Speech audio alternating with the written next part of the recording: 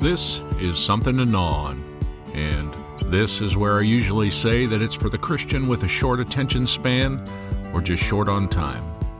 Well, today we're breaking with tradition for this podcast to bring you a conversation with a brother, a friend, a fellow fishing enthusiast, a lover of all things Montana, a chaplain, and a coach. And no, I am not talking about 6 different people. I'm talking about the one and only Danny Mullins. Now, this episode is going to obliterate my 15-minute guideline, so as I've suggested with some episodes in the past, please feel free to hit the pause button if necessary and come back later, or plow on through if you so desire. Before I dive into this conversation with Danny, I want to take a moment to thank Daniel Moore from the Connecting the Gap podcast for making this conversation possible. I can confidently and clearly say that if Daniel hadn't stepped out on this deal, this conversation would not have been recorded or shareable, and you're going to want to dig into this conversation. You can show him some love by checking out his podcast, Connecting the Gap. So, without further ado, here's Danny and me. I want to read something here that plays into this conversation quite well. From the book. And so my boys and I stood on the banks of the Snake River in the spring of '98, feeling that ancient urge to shove off. Snowmelt was high that year, unusually high, and the river had overflown its banks and was surging through the trees on both sides.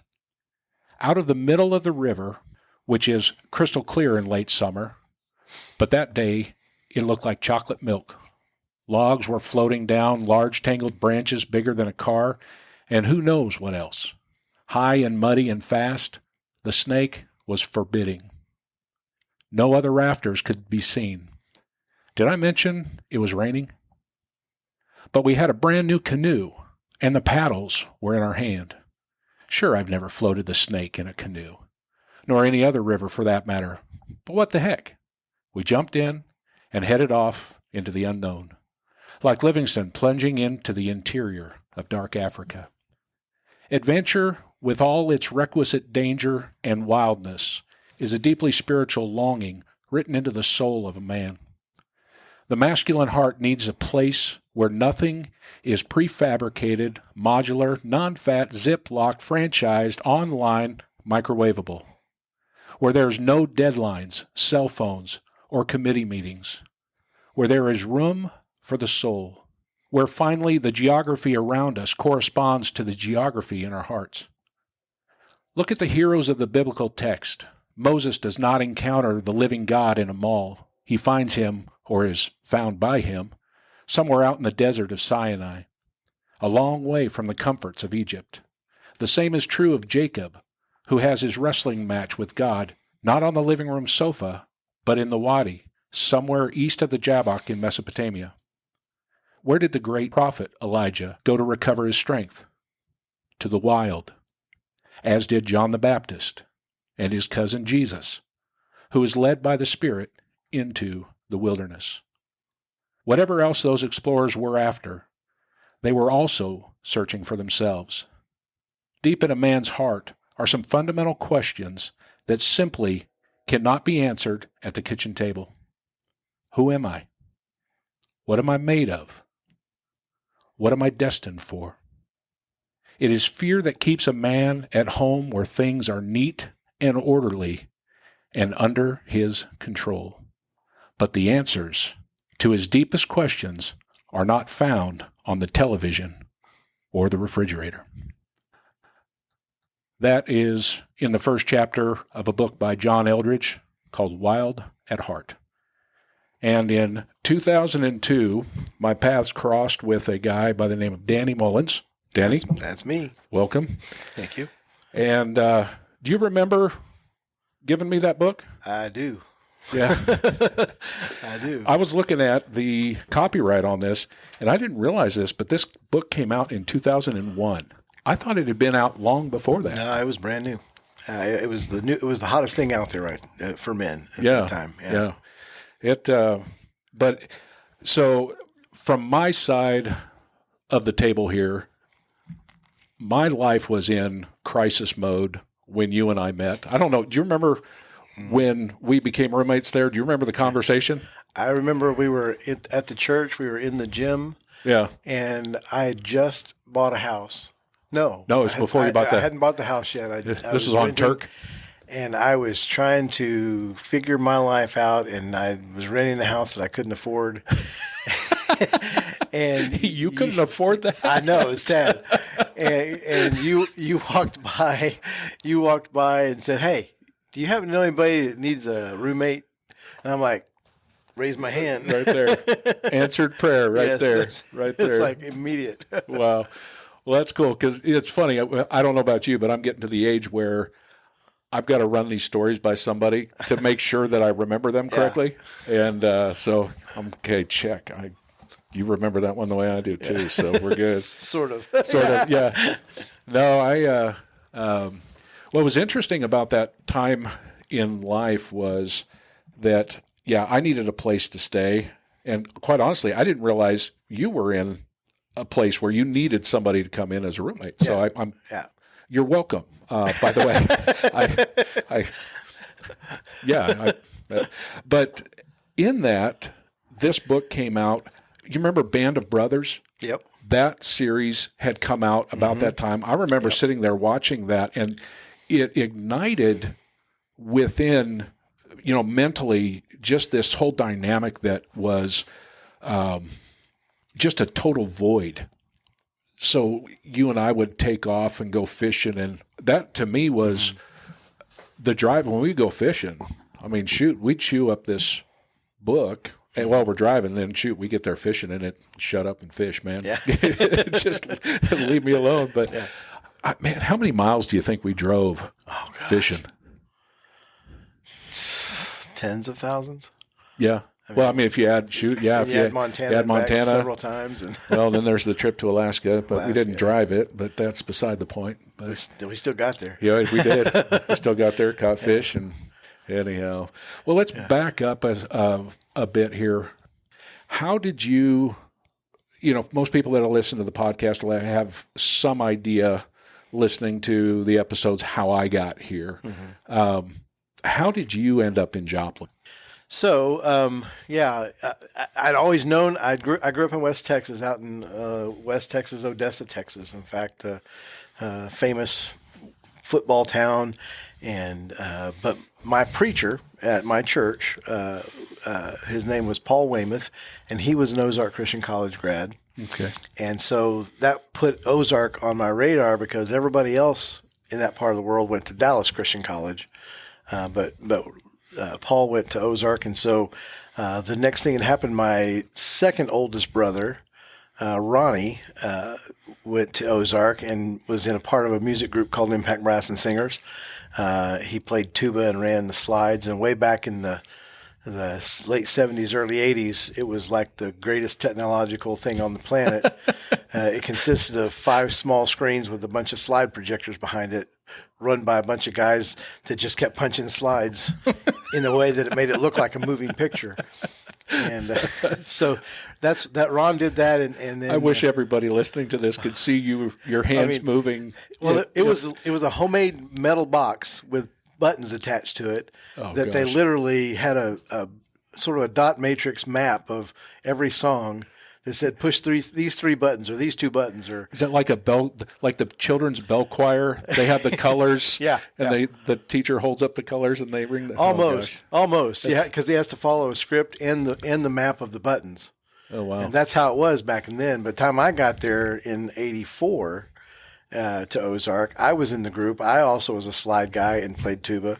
And by the time the three years I was in the group, I did a lot of things. I was on all the different sections, but we had gotten an old computer that was a hand-me-down that we had sort of jerry-rigged into working for the slides, so we could push one button on a timing. So when you hear VeggieTales and that tuba and that, does that just take you? Oh yeah. I've actually played that solo. Yes. For for a VBS or something. That's awesome. Anyway, so yeah, that's how I got to Ozark, and then the big idea was I was going to go into ministry and thought I was going to be this next big thing in youth ministry or whatever. Is the imaginations of our heart as we go through all these things, and I ended up staying in Joplin because I didn't get the internship at a church that I thought I deserved, and by golly, I was going to show God, and I stayed here. And he sure learned his lesson, didn't he? Yeah. And so all throughout that time in college, I had a part-time job aside from the Impact Brass, which was 40 hours of rehearsal a week. My part-time job was I found a gymnasium, a gymnastics gym. I had been a competitive gymnast my whole childhood, from age 6 through graduation. And so the Friday Night Lights, Permian High School in Odessa, Texas, produced a world-class gymnast. That's the story I'm sticking to. Okay. Well, I just want to make sure in actuality, one of the misnomers that a lot of people think is that West Texas only cares about football. Oh. Football makes it possible for them to care about everything else. There you go. The income that it provides to the school system makes it possible for every sport, every organization to get a little bit from that.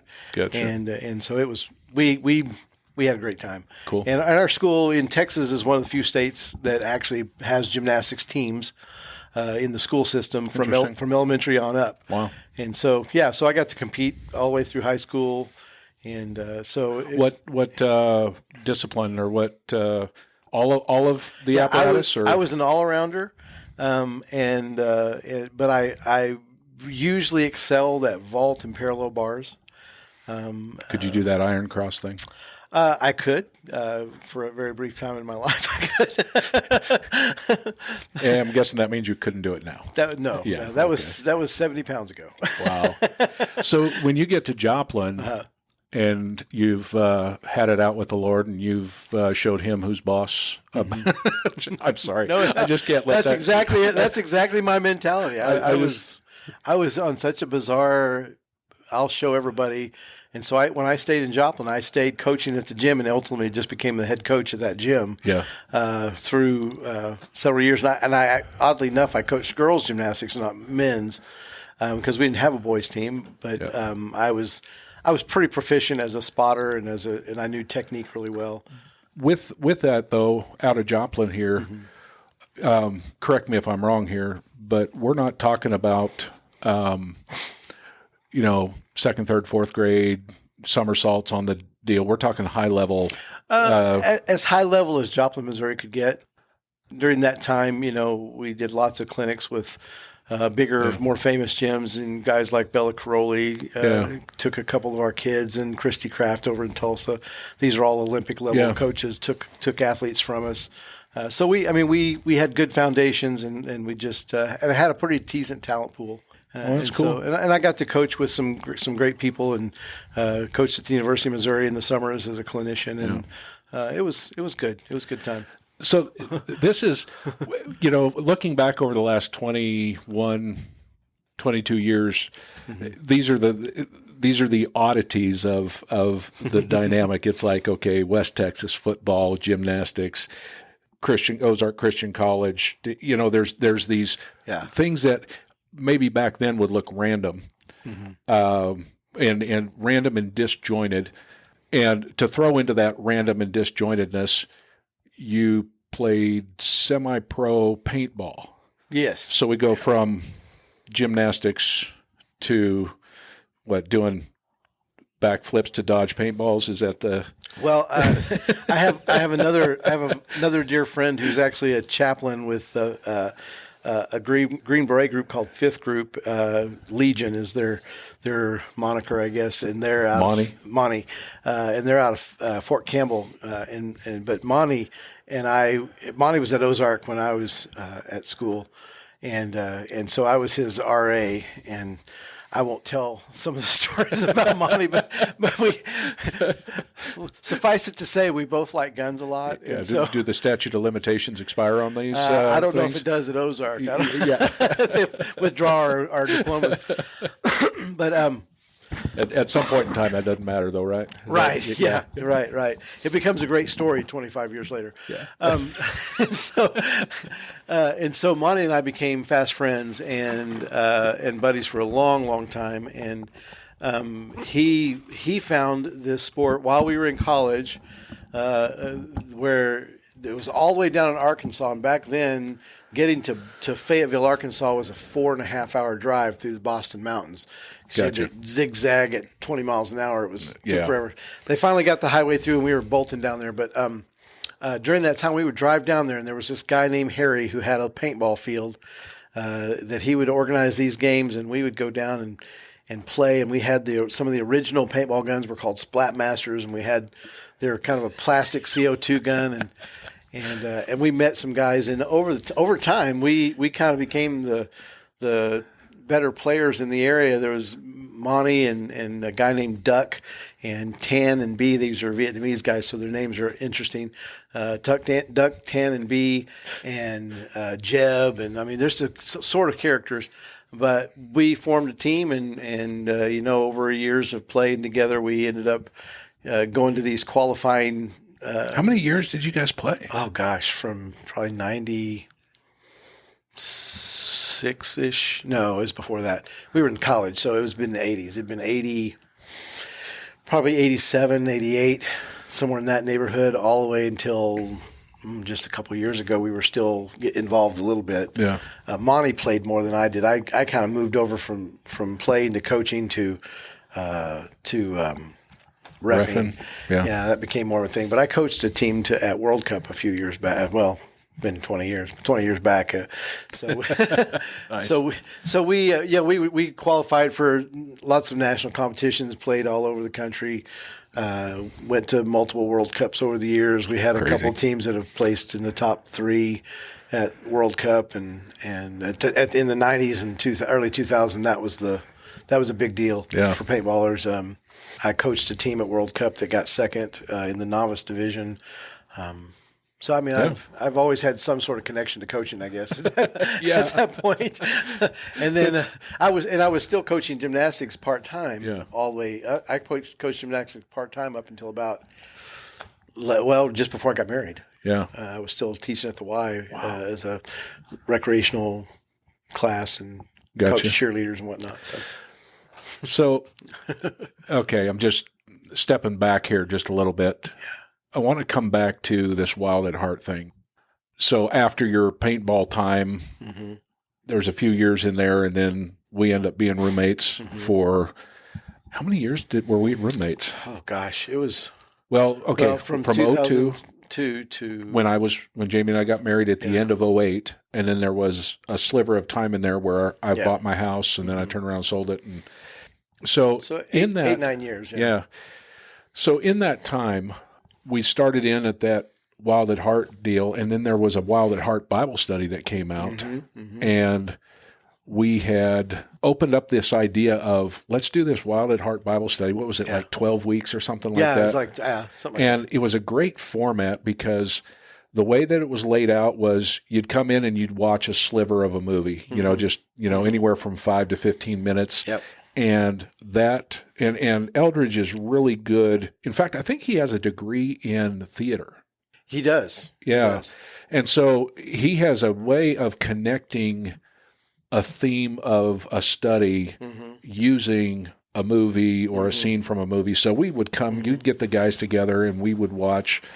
One day it'd be Braveheart. Next week it'd be Gladiator. Then the next thing you know, it'd be the movie The Kid with Bruce Willis. And then Legend of Bagger Vance, I think we watched something in there. But there were scenes in each of those that he would bring up that would highlight the theme of going through that. But what was interesting to me was in doing that, we had planned out a trip to Montana.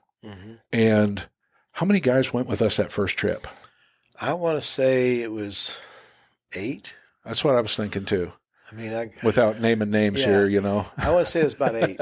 6 to 8, something like that. Yeah. Well, I think it was 8. Yeah. Anyhow, so 8 guys go. The next year, we do the same thing with the sister book to this, or the follow-up book to this, The Way of the Wild Heart. And I think we took another 8 up to Glacier. But there was a dynamic of walking through this. If you had to give an elevator speech on what Wild at Heart was all about, what would you say? Oh, I would say Wild at Heart is about helping men simply get their heart back. Yeah. To feel the value that God places on them and the draw of responsibility that God puts on men. I think it's both of those things. Yeah. And I think it's the backdrop to that, and the assumption in that is that we live in a culture that has been attacking, destroying, undercutting, eroding that, masculinity dynamic that God intended. Yeah. And what's interesting to me was, as I was kind of prepping for our conversation today, was to kind of go back and say, this study had deep impact for you and for me both. And it came at just a low spot in my life. I'd say that's true for me too. Okay. I was at a part where I really questioned if God really loved me, because I'd felt so alone for so long. I was looking for a bride. Yeah. And I felt very, very isolated. I felt like he's mad at me. So when we came to that piece, and I think there's actually a quote in the book that says he's not mad at you. Yeah. Yeah. Then it was like, well, let's back up here and just paint the picture a little better for anybody listening in on this. When you and I become roommates in 2002, I was midway to the end of going through a divorce. That was my chaotic deal.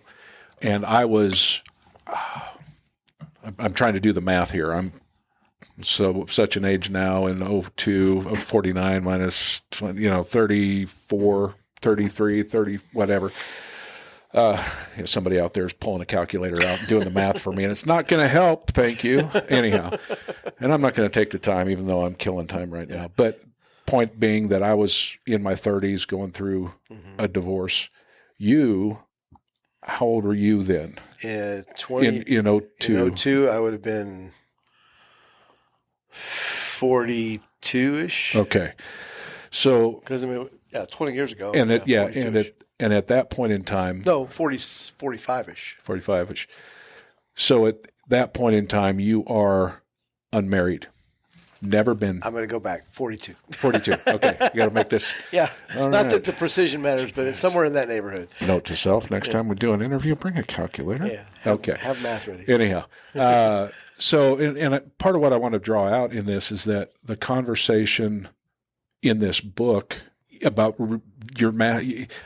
regaining your heart deals with, yes, an adventure that God has called you on, what he's created you to do. Right. But also part of that is that desire to, a beauty to rescue, a beauty to find. And so here you are at that point in time at 42, never been married. And that's high on my list. Yeah. That's high on your list of, I'm guessing, tell me if I'm wrong here, but high on the list of desires and frustrations. Yeah. Both? Oh, yeah. Yeah. So, okay, so we go through this, and I'm looking back at that today, and I'm going down the list of all the guys that were in the group, went through that. Yeah.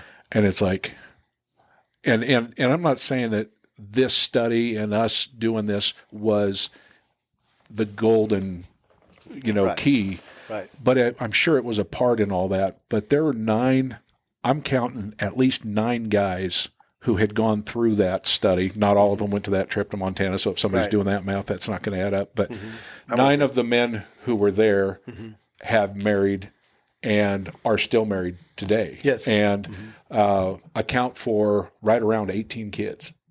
Wow. It's like, so you start thinking of, there was a group of guys that, we all came from different dynamics, and we're wrestling with all sorts of different things. And I'm not here to air anybody else's laundry in that group, because they get to be a very intimate conversations that you have. But out of that, you kind of see them reinvigorated in the confidence that comes, when somebody realizes that, hey, you know what, I do have what it takes to be the man God called me to be. So it's great to have been a part of that, but it's also there's a what's the word? There's a dynamic of looking back at that and saying, you know what, I don't remember what it was like for you and I to say, hey, let's go out and get a bunch of guys in here to do this study or whatever. But I don't know if the coaching dynamic for you kicked in or if just the salesman dynamic for me of knocking on doors. I remember talking to a few people and having a barbecue there and saying, hey, guys, we're going to do this study and we're going to go to Montana afterwards. Yeah. My nature has always been to want to teach. I think I teach naturally, sometimes to my detriment. Yeah. Fair enough. Yeah.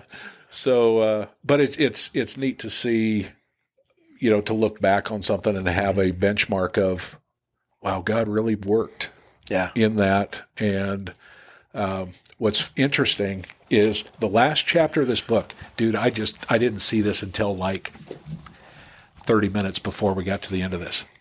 You know what the last chapter of this book is? Last chapter of this book is titled Chapter 12, Writing the Next Chapter.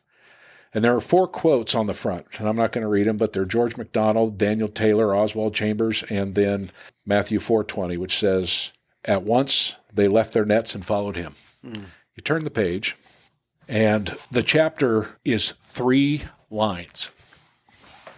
Danny's leaning in, looking at it. It literally, the chapter is 3 lines. I mean, there's 4 quotes on one page. You flip it over, and I'm going to read chapter 13 to you. Or chapter 12, it says, now, reader, it's your turn to write. Venture forth with God. Remember, don't ask yourself what the world needs.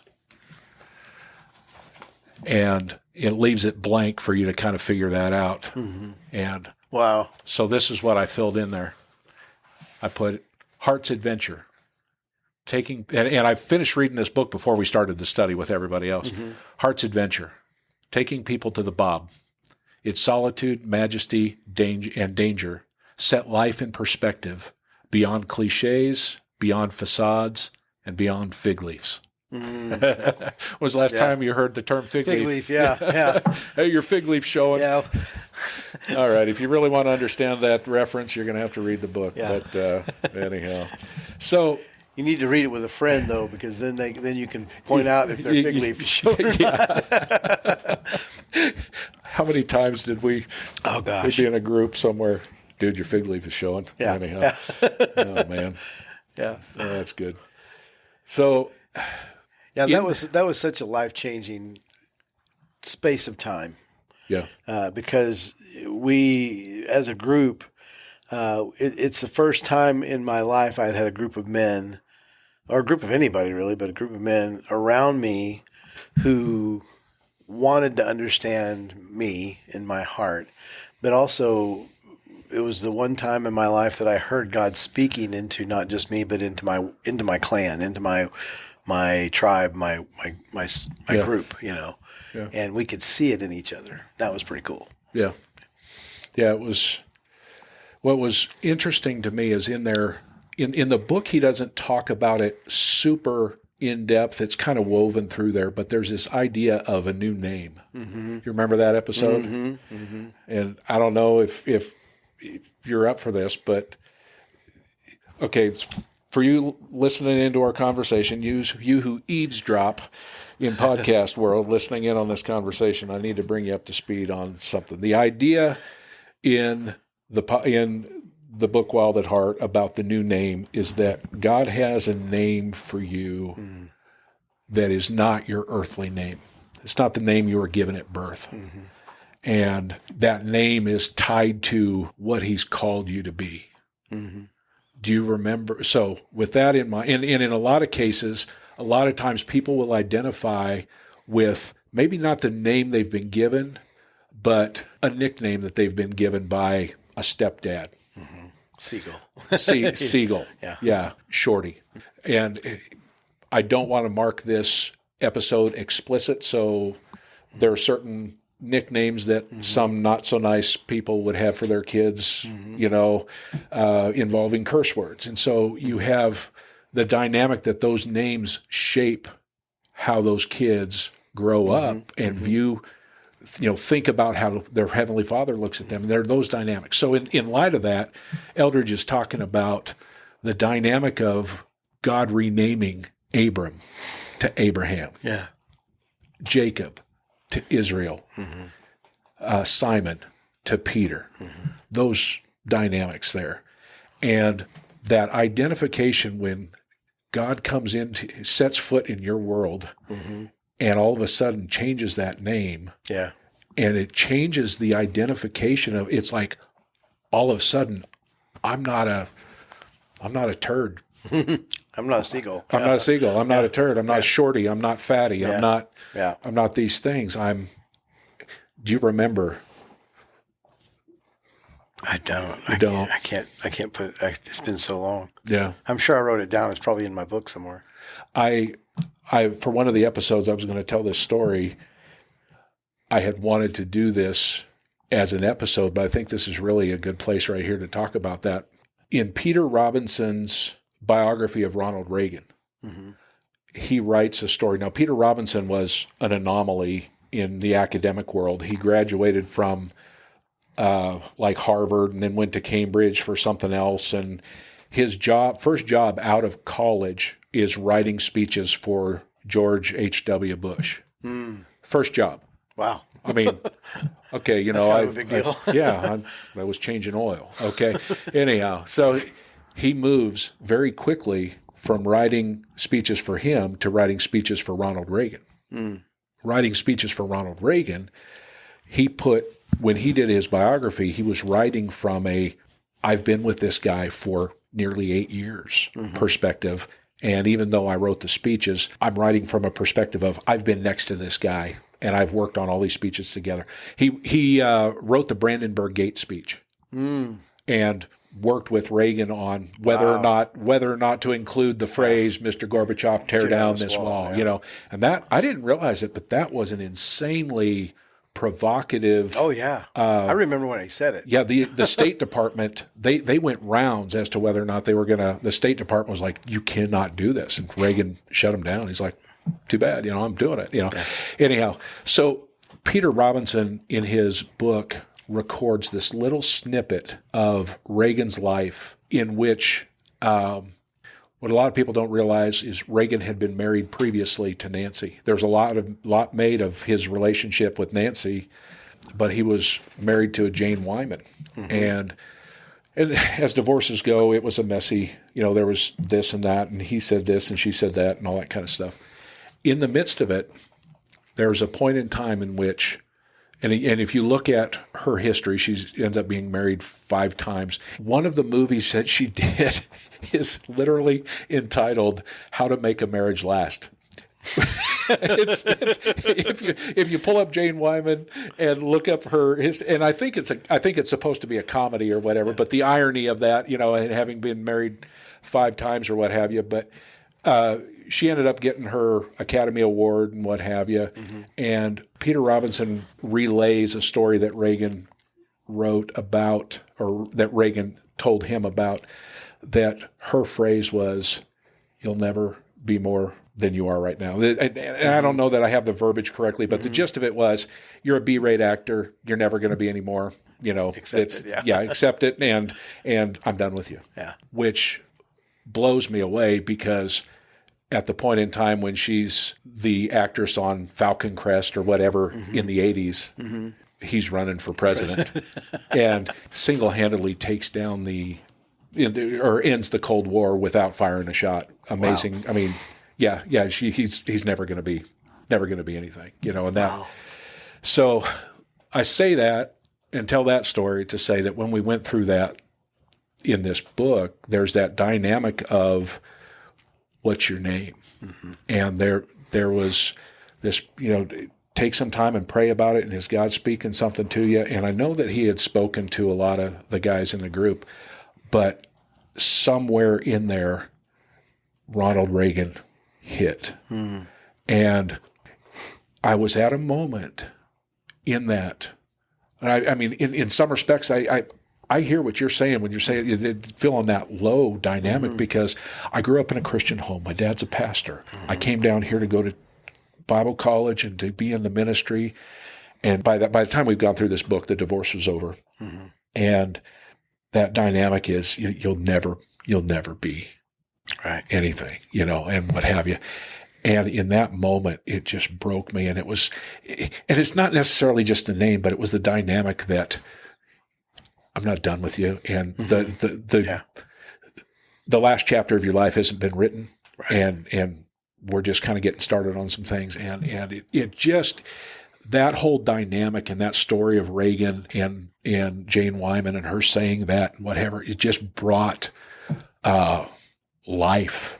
It reinvigorated, that, hey, this might suck right now, but I'm a long way from the end of the line. And right, that was such a powerful thing to sort of recognize that in the intensity of it, it feels like it's never going to be better. Yeah, it feels like there's never going to be another opportunity. It feels like I've reached the end of my potential. Yeah. And then you get to that section, or you get to the whole book, and you remember that, okay, my story's way bigger. Yeah.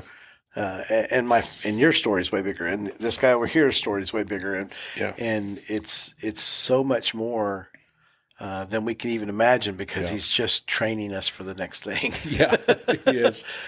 Which is interesting, because man, there's so much in that period of time. There were so many things crossing in our lives, and this. Do you think I could get them to?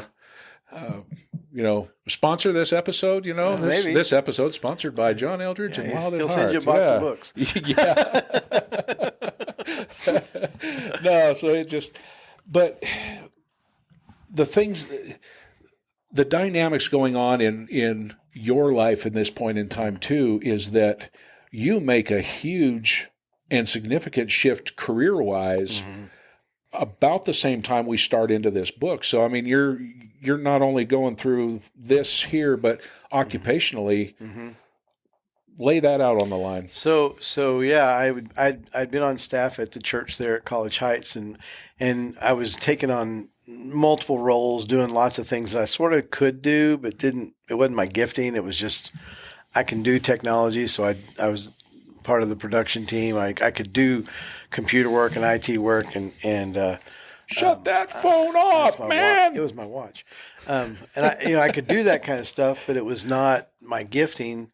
But it was a way for me to get out of the world that I had put myself in. And so we back up a little bit, all the way back to 1977, 78, 12, 13 years old, at a little church camp in the Guadalupe Mountains of New Mexico.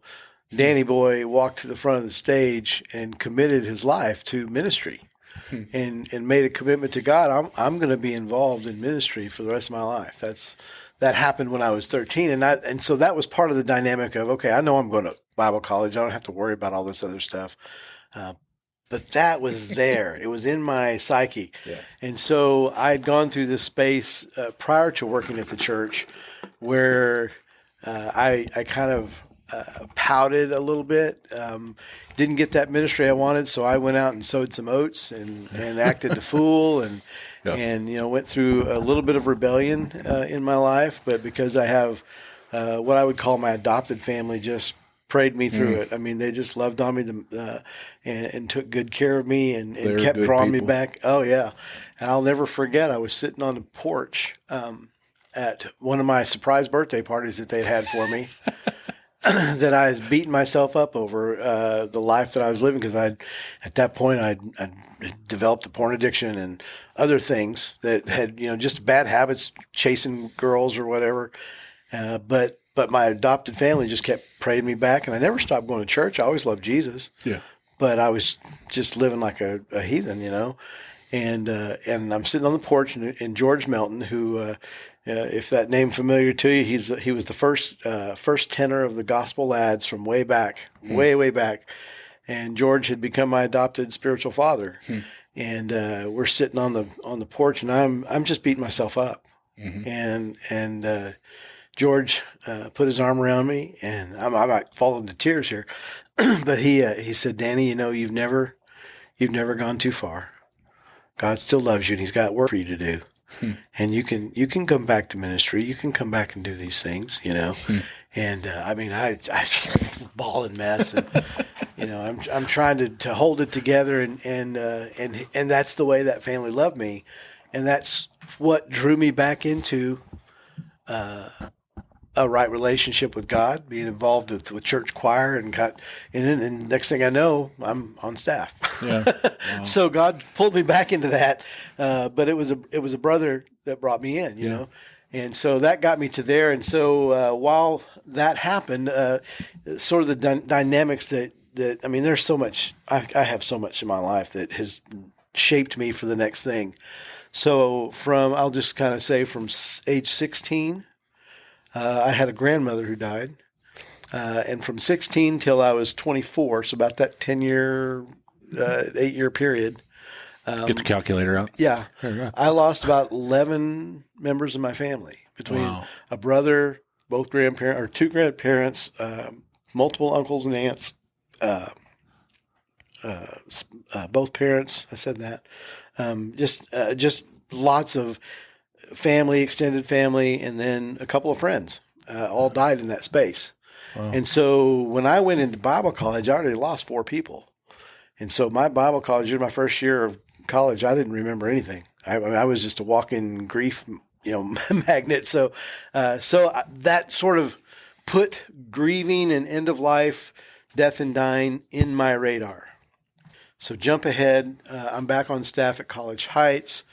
In the middle of a Sunday morning service, George Melton's son, Andy, had been fairly newly married to Crystal, and they had a baby, Orion. And about 6 days after Orion was born, Orion died. Come to find out, she had a congenital, some kind of a birth defect that she was never going to really make it. But they didn't know that. None of that was found out, and it happened on a Sunday morning. And the word got to the church, and I was on the worship team, or not on the worship team, I was on the technical team that morning. And I was scrambling to sort of arrange some conversation about that. And the next thing I know, the next 3 days I spent at their house, walking them in their grief, walking with them in their grief and grieving with them, and just sort of took over a role of voice for the family. If they, somebody called on the phone, they were all too upset to be answering phones all the time. So I just took that role upon myself, and that sort of led me down another path of, I kind of understood that world pretty well. Yeah. And so I was 3 years into working at the church. A lady that I went to college with named Ginger Bogle Weaver. Weaver at the time when I met her, but Bogle, a mutual friend of Nate and I's, and Ginger ran a hospice, and she was looking for another chaplain. And I had gone ahead and volunteered as a chaplain for a little while, and about a year into volunteering, they needed to hire somebody. And so it was a major shift. About late 2003, early 2004, I started my career as a hospice chaplain. It's crazy. Now, just dissecting a couple of things here. Yeah. Is that not a high turnover or high burnout position? I've been doing it 20 years now. I would say, yeah. Since I've worked at the office that I work at, I would say we've gone through 35 or 40 nurses. Yeah. We've only gone through a handful of nurse aides. We have 2 that are just amazing that stay with us. There's a couple of us that have been there close to the same amount of time, but most of the nurses turn over pretty fast. I don't know a lot of other chaplains that have been doing it this long either. The need for hospice is just blatantly clear. For those who are listening in and may not know, could you give like a quick 1 minute, this is what hospice does, which isn't fair to hospice, but we've got more real estate to cover. Sure. So basically hospice is a a benefit given by Medicare. Hospice, when you look at the history of hospice, you go back to the early 1600s, when Jewish Christians or any religious figures went on a pilgrimage. They would travel across the world, so they might find themselves in the mountains or whatever. And there were these buildings set up that were basically little monasteries or churches, but they were given the name hostel or hostis or hostel, sort of a play on the word hospitium, the Latin word hospitium. It basically meant the best of hotels and medical care and service all at the same time. That's sort of the history. Then in the 1970s, Dame Cicely Saunders in England took that concept a step farther. She had noticed that patients who were dying were usually sent to the end of the hall, the farthest they get from the nursing station, got the least amount of care until they died so they can just not think about them. Wow. And she was not okay with that. So Dame Cicely Saunders then became a nurse, or she became an aide first, then a nurse, then a doctor. Wow. And she revolutionized the idea of hospice. She did that in England. It came to the United States in 1972. About 1978, it became a Medicare benefit. And so what we do is hospice provides medical care, spiritual care, social services for those who have been given a terminal diagnosis with the expectation of a 6-month or less prognosis. Gotcha. It doesn't mean they'll die in 6 months, but that the prognosis assumes that if everything went its normal way, that's where it'd go. Gotcha. And just brings a lot of peace, a level of care and transition and understanding that, it's in that process. It was last summer I was up in Montana. You remember Don loaned us the boat to go out on salmon, and we were fishing out there, another one of our fishing exploits. And we, for those... Pike. Yeah, pike. So... you could tell, I'll tell you this, you could tell how many fish that we caught when we would hold up one fish. You would have to count that fish plus all the Band-Aids on the other fingers, and that would let you know usually how many. We didn't know much about pike. Yeah, apparently you can't lip a pike like you do a bass. Yeah, that's a pretty bad idea right there. It was a really bad idea. So, so I was talking with Don about a deal, and he relayed a story to me, and I got to batting this around. I was like, how many, I'll come back to the story, but quickly, I think, and I asked you about this a while back, and I pressed pause, and I was like, well, we'll come back to this, but in 21 years, how many deaths have you, in doing what you do? I mean, how many deaths have you attended or been a part? And I don't mean, I think there's a good direction I'm heading with this, and the question may sound a little bit insensitive, but I mean, hey, it's what you do, Yeah, I think, if I did the rough math on it, if our office covers probably 300 to 500 patients a year. Gotcha. So you times that times 20. Gosh. So that's the number of patients I've dealt with. So probably close to 10,000 or more patients. I would say. But as far as actual being present at the time of death, I would speculate somewhere around 1,000. Gotcha. I mean, if it's a raw guess. Just and so the dynamic that hit me, and it was weird because I was like, I've known Danny since he started at hospice, and for all our trips out fishing and driving down the road, and do you remember driving in a Honda with the scamp on top? Oh, yeah. Had a little Honda Accord and had this 10-foot scamp. We were a bit redneck. Oh, man. It was like, hey, it'll fit. Who cares if it gets scratched or whatever? Just tie that sucker down. Scratches all over the roof and the side and from all the straps. Oh, those were good times. But in all those times that we would talk, I never had this conversation with you about what Don had laid out there. And it was, he was telling a story about a parishioner at a church who had been in the hospital and was in her final days. And if I remember correctly, there was a little bit of touch and go in there. And at some point in time, she comes out of it, and she is insanely lucid. And there's like 5 or 6 people in there, Yeah. and she is mad. Uh-oh. She is mad. She is livid because she thinks that everybody in there has prayed her back to life. She has witnessed something in this moment. Yes. That, and you know of what I speak, or the dynamic at least. Yeah. She has witnessed something in this moment that causes her to think that she has seen heaven. She has seen something. Now, what makes it a little bit odd or awkward is that somebody comes in and they have flowers, and she loves flowers. Ordinarily, she'd just be oohing and on over the flowers, and she just brushes them aside. Yeah. And she's just still going off on this deal. The quirk of it all is that, well, she's been in the hospital. Another member of the church has passed away. Nobody's said a thing or whatever. When she comes out of it, she makes mention of that person having passed. She says she's seen him. In essence, I mean, whether it was in that, but everybody's looking around going. So the dynamic. When I asked you about this before, what was the term that you used? That it's like a window between. Oh, the veil. The veil. The veil gets very thin.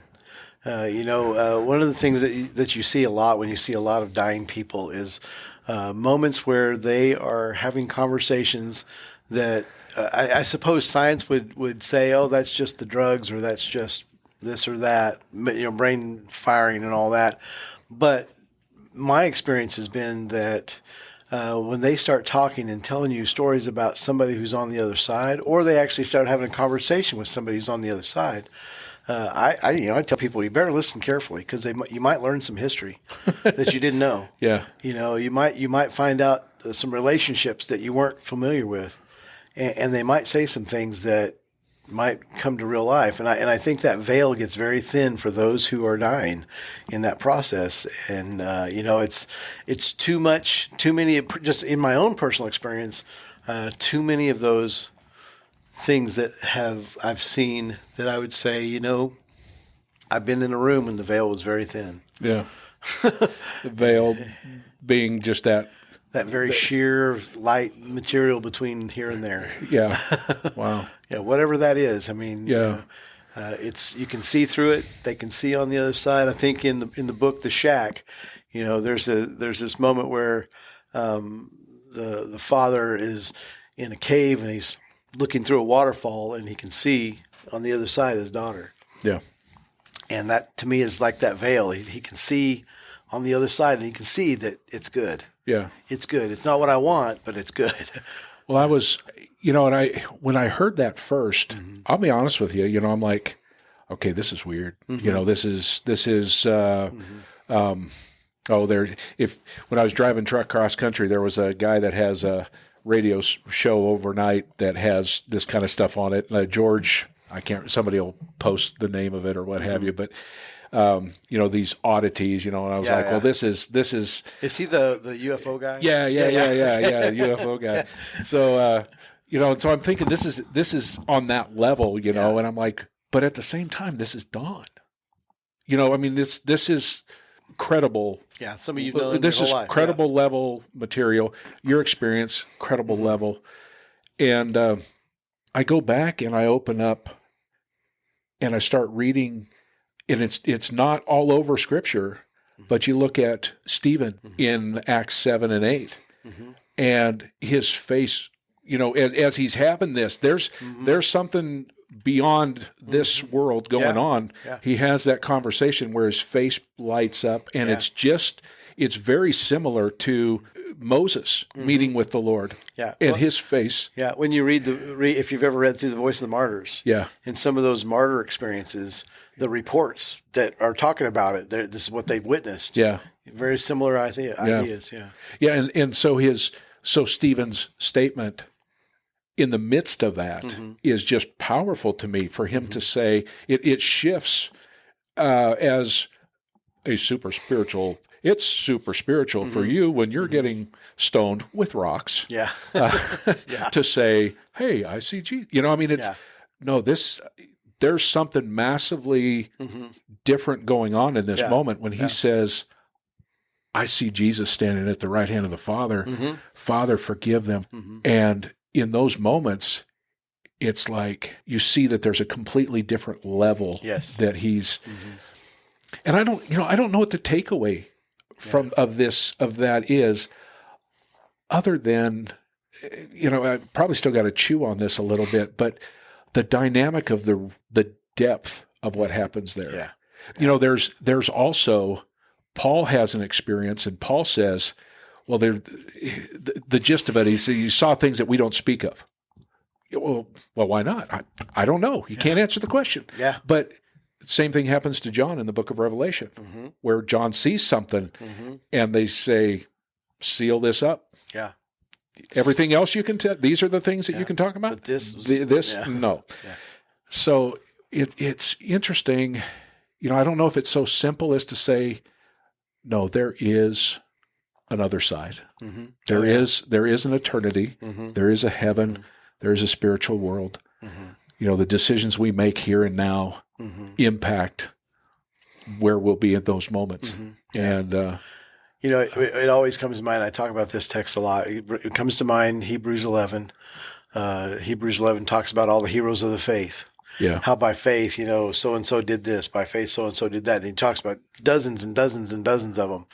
And it's this reminder that, and he goes on chapter 12, the beginning of chapter 12, since therefore we're surrounded by this great cloud of witnesses. Yeah. Let us throw off all the sin that so easily entangles and run our race with perseverance. Yeah. You have to think for a second. Now, what did he just say? There's a great cloud of witnesses. What do we mean by this? Witnesses. These are people who see, not saw, but see now. They're witnesses now. Yeah. They're seeing us now. Well, and it almost gives the picture to my mind of we're in the great stadium, and all those who have already run their race are in the stands and they're cheering us on. Keep going, don't stop, and we're down on the playing field, knocking it out one way or the other. And there's this strong element that they know, and we know that they're there. Yeah. And for some reason there's a knowing of who we are when you think about in the Mount of Transfiguration. Yeah. They see these people from 400 to 1,000 years before. Yeah. They didn't have photographs. Yeah. They didn't have paintings, but they knew who they were. How do they know? There's a knowing. Yeah. How does that work? I don't know. And at the same time, though, they were instructed not to say anything. Until. Right. He was ascended. But it's an amazing concept, but there are two places that we just can't put our finger on. Yeah. But there's a veil. Yeah. Oh man. Yeah.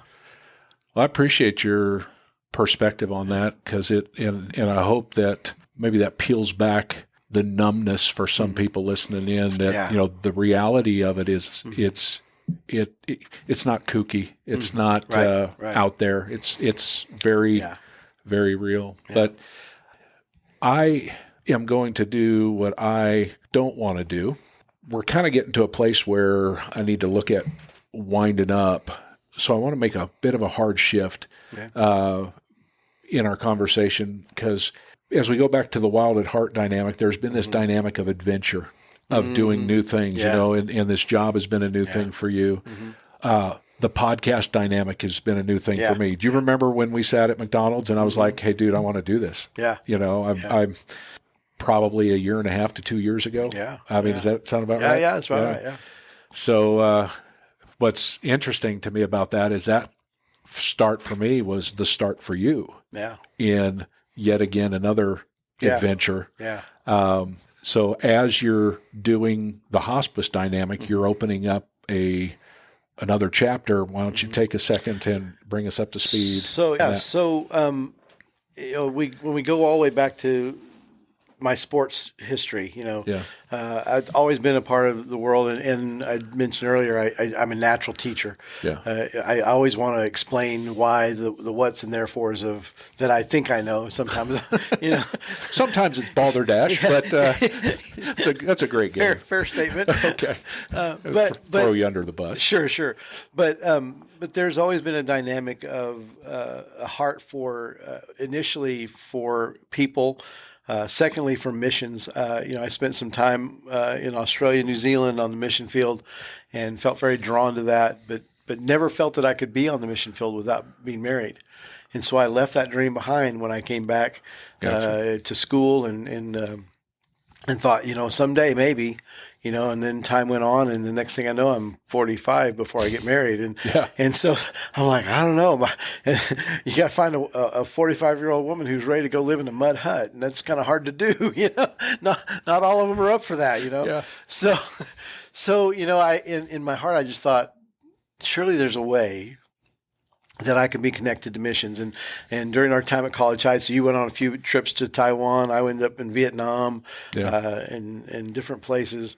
So anyway, we did those trips, and my heart's always been about wanting to do missions. And so when I got married, my wife, who, I'm not sure the poor lady didn't know what she's getting into when she married a guy who's in ministry and that's not the world she came from,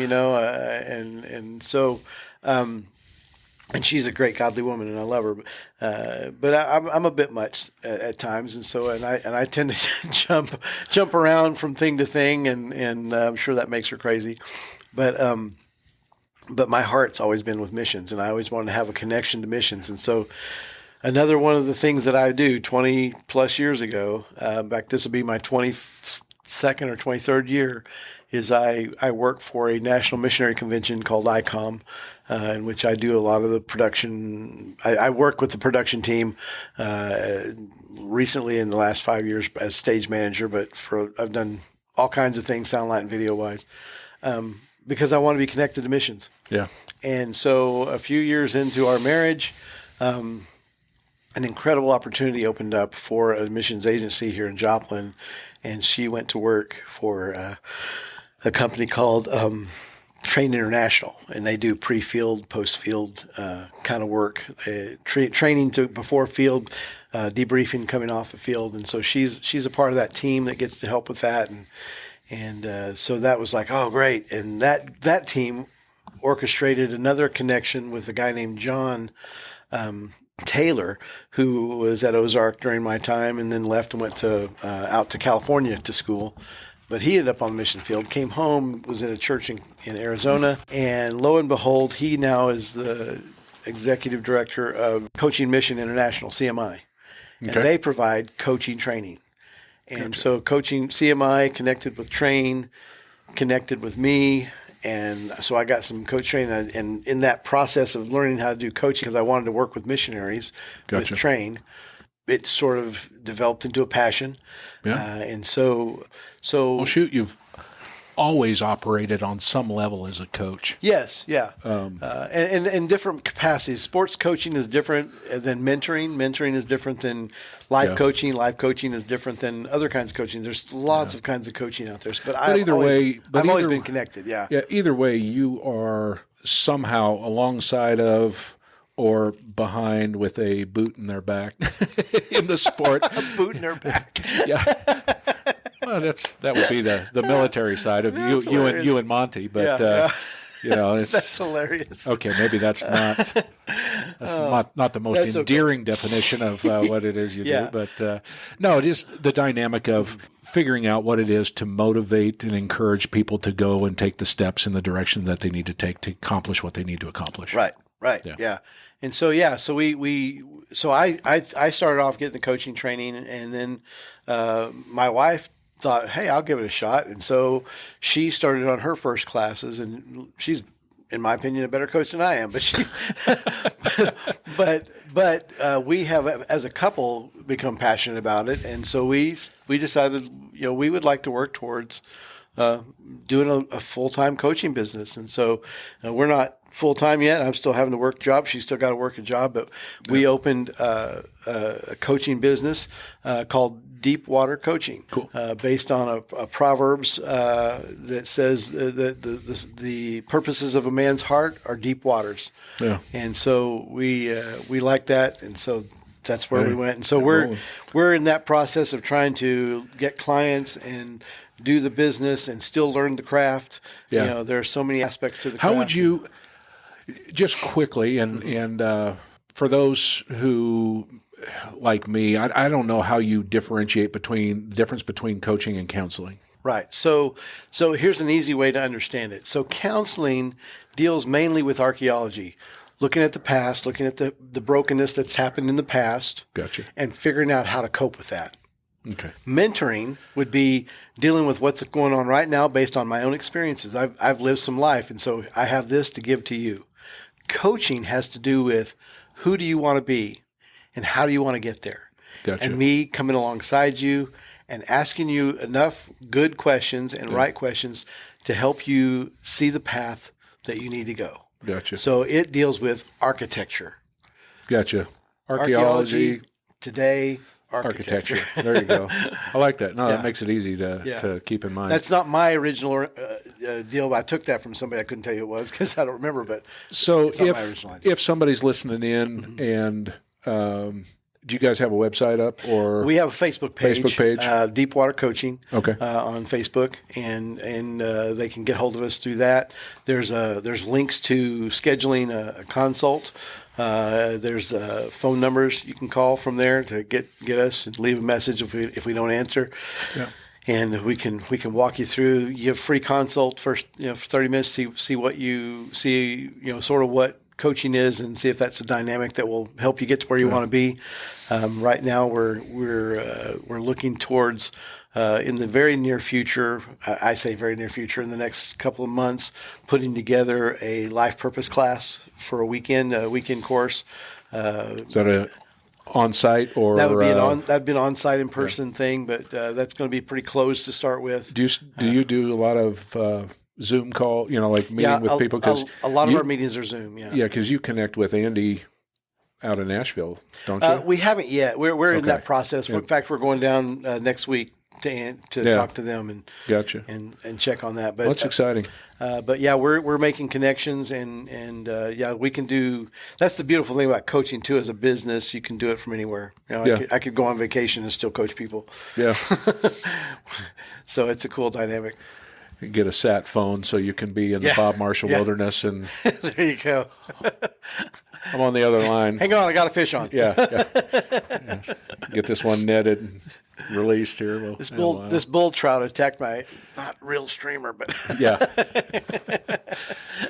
Oh wow. But yeah, they can get through that Facebook page, cool. Deep Water Coaching.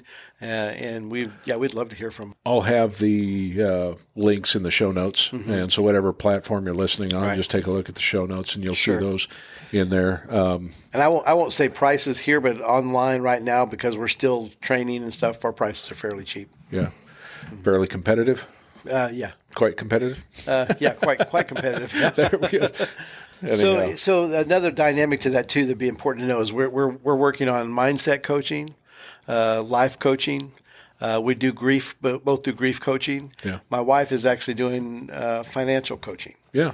So we've got a few niches that we're in, that if those are things that are sort of what do I do next kind of ideas. Cool. Those are the things we can do. All righty. Well, Danny, I appreciate you coming out tonight. It's been fun. Yeah. Good to reminisce. Yeah. And a special thanks to my friend Daniel Moore with Connecting the Gap podcast. He has made it possible for us to be in this room. Yeah. This is an incredible setup here. If we'd have done this at my house where I do my podcast, it would have been a little too cozy, we'll say. Only you fit in that booth. Yeah, that's kind of what I was getting at. That's my Superman booth, man. As long as you don't come out in tights, we're all good. Hey, listen, you just got to grease the sides of that thing, throw a Twinkie in there, and I'm fine. Anyhow, I've got to throw a Twinkie out so I can get Right. out of it too. So anyhow, Motivation. It's all about motivation. Oh, yeah. Gotta love them Twinkies. Alrighty. So Yeah, thank you for inviting me. This is fun. yeah. Excellent. Well, maybe we'll dig into some more of the Wild at Heart thing, or I can tell. Oh, dude, I wanted to tell a story about your fishing. Uh-oh. Oh, I'll have to tell it another time. But you remember going to Bennett Springs? Is it the netting thing? Yeah, yeah. Oh man, we'll have to come back and tell some fishing stories. I thought you were going to tell. I thought you were going to tell the Nader story. Oh well, that one's there too. So anyhow, well, hey everyone, I appreciate you listening in, and the inaugural interview / conversation for the Something to Gnaw On podcast. Until next week, God bless.